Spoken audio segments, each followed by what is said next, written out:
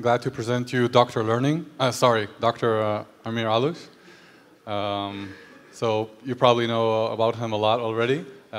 He is already from Superfish and from other startups that dealing with deep learning, and now founding his own company together with other great founders. And I'll just, without further ado, take us from deep understanding to deep vision.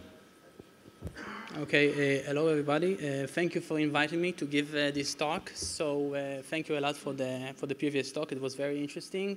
So a lot of efforts have been made towards perfecting the training phase of a neural network. So we can say today, especially for vision applications, that neural networks are mature enough, and let's start considering how to deploy them efficiently. So throughout this talk, I'll try to touch some key points in the process of deploying your neural networks into production, specifically into everyday devices, which is what we do at Brodmann. So this is from our perspective. So considering the deep learning cycle, as we all know it, so we have this problem we need to solve, in general to machine learning, but in deep learning you have this model, you have this large training data set labeled that you actually want to use for training this network. So you take it, you use your deep learning framework using a very high power graphical processor, which excels at this task of number crunching, this high throughput task.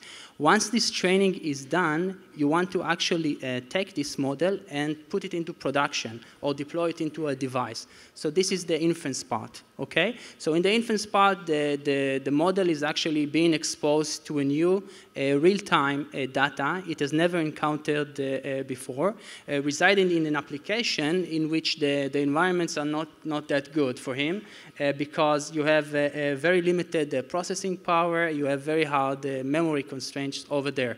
The amount of cycles these models actually go, like when I say cycles, I mean forward cycles, these models go through in the inference part, is orders of magnitude larger than the amount of cycles the model is actually going in the training phase. The amount of cycles is also proportional to the amount of devices the model is actually deployed on.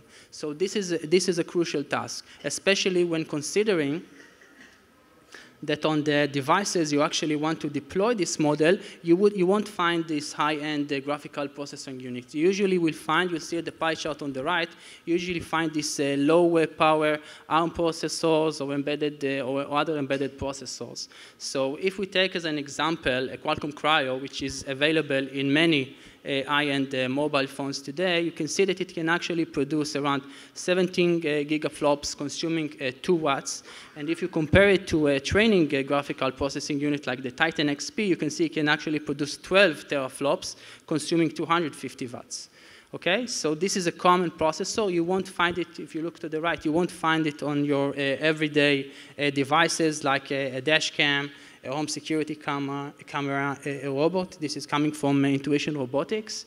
And also on the autonomous vehicle, you see a lot of pictures using high-end graphical processors. It's actually not desirable to consume so much power. So you would like to reduce this. So what is the advantage of running on the edge? So the main motivation is keeping the latency low. You want to be as close as possible to the sensor, close to the data. You want to do as much processing as possible there. It also allows you to keep the privacy of the data, not sending it to the cloud. It reduces the bandwidth. Sometimes it's also impossible. We heard the talk in the morning from Alibaba. Using a massive amount of cameras out there. If it was possible to actually run most of the computation on the edge, that would be, I think, the best solution, saving bandwidth and saving effort, of course, processing on the cloud. And of course, utilizing existing hardware. There are many processors out there, billions of processors, ARM processor out there. If you have the possibility of actually using this power, that would be great. The downside is that current state-of-the-art neural network technologies have very high complexity. Usually, these processors, as I mentioned earlier, have very low resources.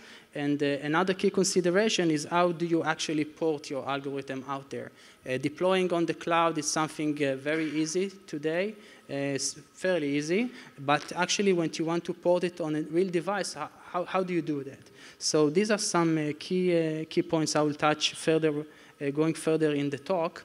So let's review shortly the deep learning stack as we all know it. So on the bottom, you have the hardware. The GPUs, which are famously used for training these neural networks. You have also CPUs, TPUs, FPGAs, custom ASICs being developed today to run dedicated AI or neural networks. On top of them, you have the primitive libraries like BLAST, NNPEG, cuDNN, which can actually optimally exploit this hardware, exposing some basic neural network functionality like convolution, nonlinear activations, and so on. The engines I'm going to talk about later. On top of that, you have the frameworks, which are very good at training the models. I'll talk about that a bit later. And the algorithms. When I mean the algorithms, I mean the actual neural network architectures and meta-architectures. Okay?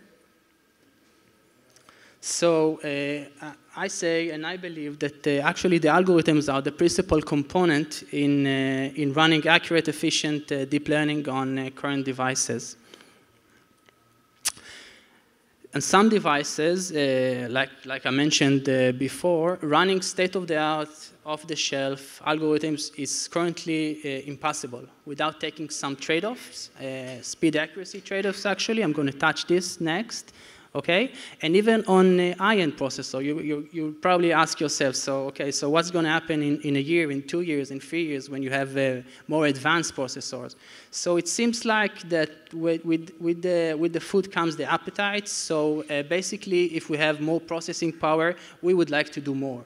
So if like 2 years ago, a year ago, processing QVGA video streams was good enough, I think today processing 4K videos is something that doesn't sound far-fetched. So how do we work in this hard even application environments? So you actually need efficient algorithms to use efficiently these processors. You can say extracting more AI from any processor. So this is something the algorithms can actually give us. So what are the trade-offs being made today when you want to take some state-of-the-art algorithms and running them into your applications? So there are several. I noted, I wrote down a few. I guess there are others.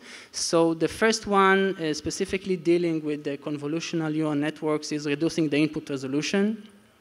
Okay, so by actually reducing the input resolution, the fully convolutional network will have less processing to do. You can see on the graph on the right, so the upper graph and the graph and the table in the middle are actually taken from the MobileNet papers.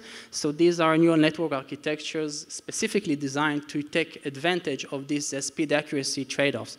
So you can see as you reduce the input resolution and you reduce the model size, you hurt the accuracy. You can see the same observation in the middle table. You can also reduce the model bit precision or use less accurate algorithms, or even a combination. So you see on the bottom right, you'll see a lot of these demos. For instance, for object detection, running SSD with the mobile nets or tiny YOLOs. So these are actually using sometimes less accurate algorithms. And when you have the combination of using a less accurate algorithm, a less generalizing network, and a lower input resolution, you will get high throughput in the inference, but you also reduce the precision. So this is something that can be very harmful for several applications. I guess for some application that could be good enough, but for most application that will be crucial, reducing this accuracy. For example, for I don't know, medical application, autonomous vehicles applications, you don't want to have these false positives. Even though it looks nice that they run fast, you don't really want to take this trade-off. Another way to reduce the network size is pruning. So we all heard in the past of the term known as brain damage. So basically it's sparsifying the network, reducing some weights randomly. or not randomly, by some criteria. So this is actually something not supported in most existing hardware. Perhaps it will be supported in the future. So talking about a more practical way to do that, you can actually use structured pruning. So structured pruning is actually removing whole complete filters, convolutional filters, out of the network by using some criteria. In the table on the right, you can see some criteria being used.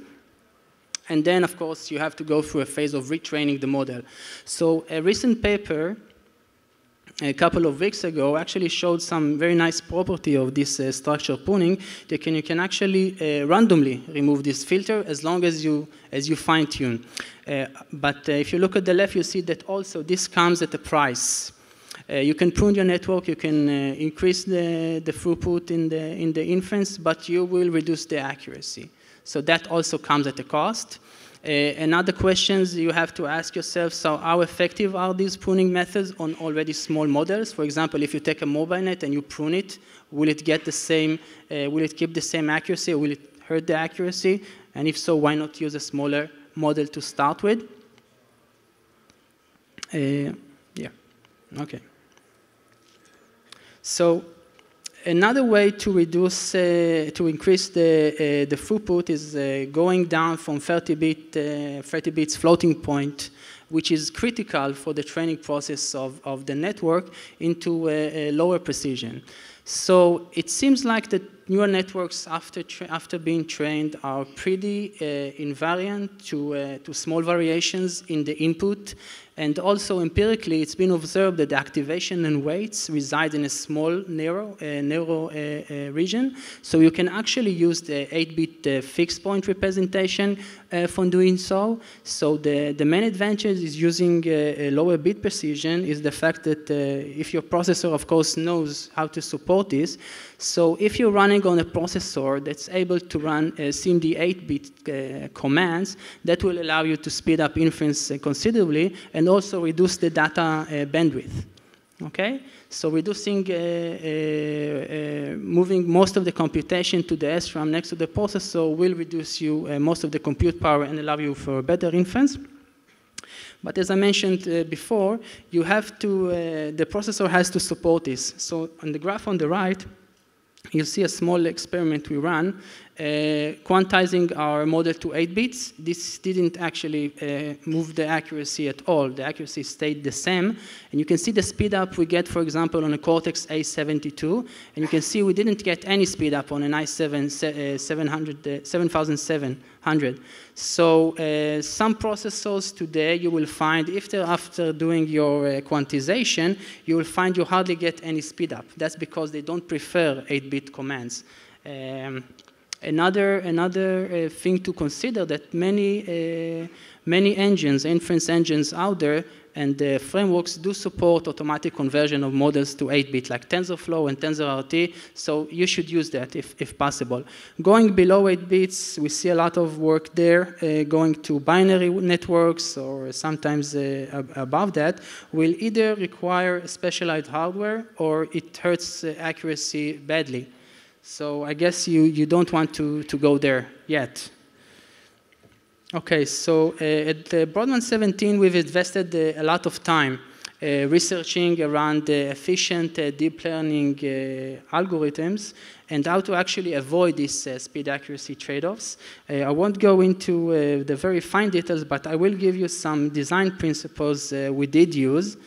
Perhaps it can help you as well. So first of all, using an ensemble of neural networks or models seems to, of course, improve the final accuracy, even when working with small models. But that, of course, you ask yourself, okay, so I need to use more memory, and of course, I have to do inference for several models simultaneously. So actually, for that, we've developed several more principles. So the first one is the known weight sharing. So weight sharing actually reduces your storage consumption. You can use less disk space in order to save your model, and it also enforces regularization in the training process. So this is something sometimes critical in order to keep the accuracy. Another pattern we're also using is actually reusing the computations. So if, for instance, you see in this example, we're actually speeding the computation by a factor of 2. Just by the way we design the networks, it allows us to use that. This is not true in general for every architectures out there, basically for none.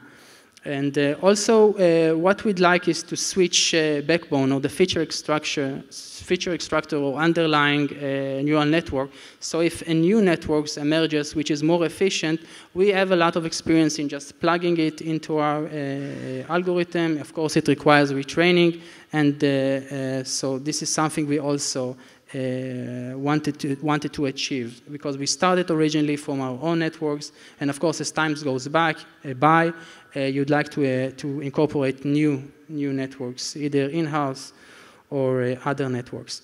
So we talked about some issues in how to design algorithms and the speed accuracy trade-off. So never mind that. So either way you work, never mind if you want to keep the accuracy or lose the accuracy, you get to a stage you want to actually deploy your model. So a couple of years ago, mainly we had, especially for vision, we had the CAFE framework. So a lot of research has been done in CAFE, and also the deployment of the models. You trained in a framework and you stick to it in production, and sometimes it was a very bad consideration, saying that I will use this framework for training because this will be the final inference engine or code I'm going to use for inference. So this is not a good consideration, actually. So in the research, in training frameworks and in the research process, you actually want to have this flexibility to run a very fast iteration, to make adjustment to the networks, basically do your research. You don't want to stick to a very strict design pattern. You don't want the framework to actually limit you. Whereas in the inference engine, you actually do want this specific custom-made optimization for the hardware, which are strict and actually can also contradict with the flexibility you want in the training process. The training process, you want it to be fast, or at least reasonable. So this, of course, will incur some overhead in memory consumption and so on. And this contradicts with the fact you do want efficient working memory at the inference size. You want small code size. These are all contradicting requirements. So I say it's bad to use your training framework for inference in most cases. At least currently from our experience. So you see here some results when comparing our in-house or existing inference engines out there. On the left, you can see an example deploying SqueezeNet using the CAFE framework and the speed up we get by using our own inference engine. So that's two times faster, and that's a naive implementation we did in-house. Going to a GPU, I think there's no question that using TensorRT today is the smartest thing you can do. If you're not doing that thus far, do it. It seems to be mature enough, very optimized for running on GPUs, much faster than any deep learning framework out there. Okay. So when you have to actually deploy your model, so there are some existing or new emerging neural network engines like TensorRT and Snappy. They are optimized to the hardware. They do post-processing for the models by combining certain layers, for example, convolutions and nonlinear activations. So they know how to do their job. The main drawback is that they either work or not. So we had the experience that using some of these, I won't drop names, but using some of these engines out there, and there are several, you actually, we weren't able to get any speed up even on using a naive implementation in-house. I guess that will improve in time. So these engines are some of them are not mature enough. They don't support basic operations like running multiple networks simultaneously like we do and need. And also, for instance, running a batch mode on a CPU. So it's some basic requirements you would expect them to support. So first of all, I'll try to use these. And if you're not successful, and if you do need the customization for your own algorithms, at least use the primitives like cuDNN, BLAST, NNPACK, and so on. You should actually use them. So yeah, this got a bit messed up. So looking at the pipeline we have at Brodmann, so we have this data collection effort, collecting data, cleaning it, annotating, research. We found PyTorch to be very effective doing this. And in the inference part, we basically use our in-house, or sometimes we use the inference engines or libraries. Okay, so going over some use cases. So this is an application for IoT. In this example, yeah. Sorry for the slide. It seems like everything's got got quantized or something, but that's not my fault. So on an IoT device, you see our face detector, for example. This is on the upper right corner. This is our face detector running on a CEVA FPGA. We did the porting with CEVA's CDNN. On the right, in the lower image, you see a recent announcement we did with Intuition Robotics and ARM, working on their elderly robot using a single A72 core. On the left, you can see the amount of FPS we can get using low compute power or even high compute power. This is another example. This actually relates to the smart city or city's brain Alibaba talked about earlier. So this is basically been done on a single CPU, running at 30 frames per second. So we are also doing that. That's something, as I mentioned, really desirable, being able to offload most of the processing on the edge. And the last application I'm going to talk about is actually for autonomous vehicles or ADAS. Or this use case is actually doing some basic car detector. So you can see on the right we are 9 times faster than SqueezeDat, which on a CPU, of course, which is a very famous architecture. It's an SSD variant for running object detector or car detection, pedestrian detection, and so on, just keeping slightly better accuracy, but actually running faster. Okay, so these are all use cases we tackle at Brodmann17, incorporating our core technology. So to summarize, I went over the motivation and challenges in neural network edge processing. I went over the speed accuracy trade-offs being made today in order to deploy these accurate algorithms. I went over some of our key design principles in keeping efficiency and accuracy on the edge. If you have questions on that, you can catch me up later. I'll be happy to tell you a bit more. And I went over some key consideration when choosing your actual inference environment and what's out there today, what you should or should not do, and some use cases. Okay, thank you.